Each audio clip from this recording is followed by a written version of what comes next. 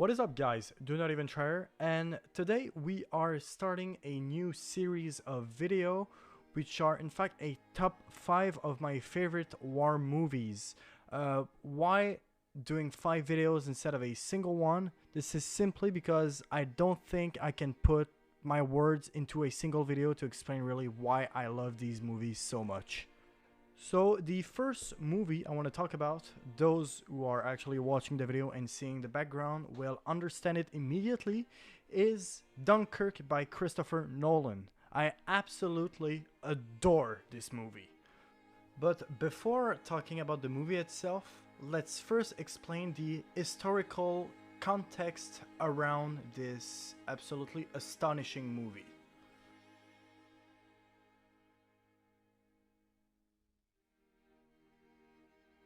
On September 1st, 1939, Nazi Germany, ruled by Adolf Hitler, crosses the Polish border to invade the country.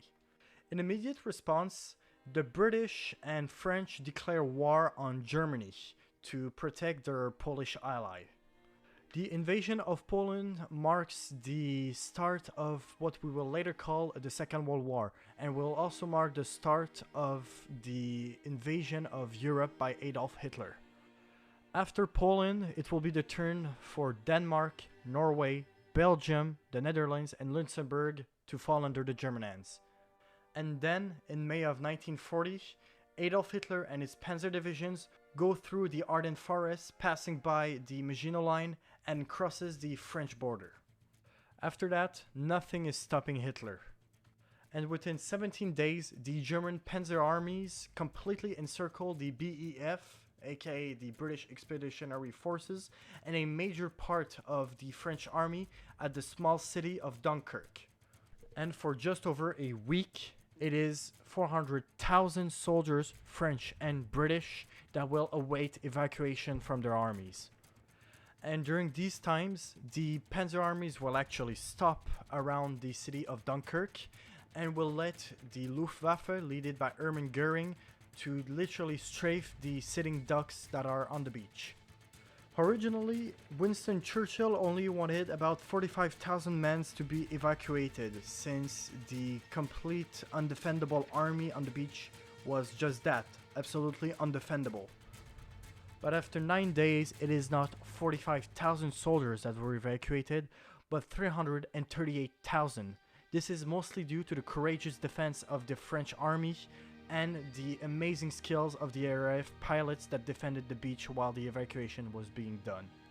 This came at a steep price. 68,000 young soldiers died on the beaches of Dunkirk, and the almost entirety of the BEF equipment is now under German hands.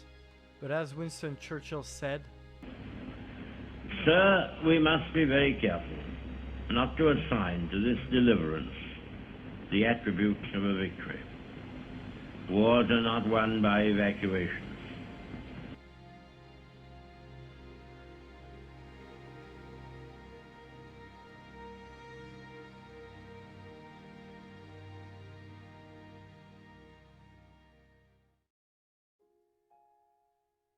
Alright, now I am in the part where I am gonna say why I absolutely adore this movie. So obviously there will be a ton of spoilers, so for those who live under a rock and still haven't seen the movie, pause this video right now and go watch it. It is well worth the time.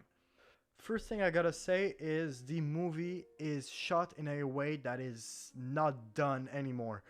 It is so magnificently filmed. It's just incredible. Instead of having like CGI aircrafts fighting against CGI aircrafts like in Red Tail or something, they've actually put an IMAX camera, which is one of the most expensive camera in the world, on a flying aircraft, which I believe was a Yak 50 or 52. And they actually shot the air combat with actual cameras. No CGI is used, except maybe for the tracer bullets and all the small things like that. But overall, everything which is shown in the movie was acted in real life, and the angles of everything is so accurate, with maybe the exception of like the amount of soldiers that are on the beach, which could have been done, yeah, with CGI, because it seems to have like 1,000 people on it, where actually there was 400 times more. But overall, the movie looks amazing. It is quite historically accurate, in my opinion, in the way that aircraft fought each other, and like the way soldiers were behaving on the beach. Like it's not a tale of I am a hero and I need to do this. It's a tale of I need to get the fuck out back to Britain, and I'll do anything to do so. And the movie shows that beautifully. It shows the rivalry between the French and the British, even though they're allies.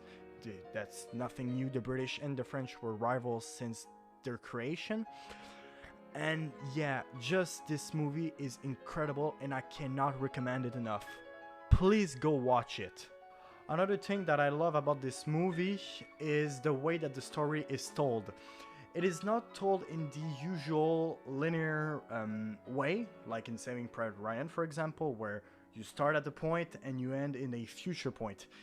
In this movie, you actually start with the soldiers on the beach, which last about a week, about 7 days. Then you jump to the last day of the 7 with the pilots that are flying the Spitfires that are covering the beach. And also you start at the last day of the evacuation with the civilian boats that are evacuating soldiers directly from the beach. So yeah, my only real criticism that I could say will be the lack of soldiers in the beach. Nolan is no stranger to CGI. He has used a ton of it, in such movies such as Inception and Interstellar. And I mean, just copy and paste the soldiers a bit and you'll have a beach that is full of soldiers, and it will give a much grittier and like a real picture of what the evacuation of Dunkirk was. And my second criticism will be the lack of representation that the French got. I feel like they were extremely underused. They are there, of course, at the beginning of the movie, where they kind of like shoot at the Germans that we don't see one time in the movie. This movie doesn't show the Germans. That's a thing to remember. And yeah, we see them shooting at Germans behind fortifications, and we see them like trying to argue with a British officer to get into a ship that's going back to Britain. But I feel like they were kind of underused because the French actually defended the BEF at the beach, and they are probably the reason why the British got their army back. And there's sadly, they have the reputation of being cowards, where they were not. They were just defending the beach while the British were evacuated. But yeah, this is my two only criticism about this movie, and honestly, I cannot recommend it enough. Please do yourself a favor and take the hour and a half that it takes to watch this movie. You will absolutely not regret it.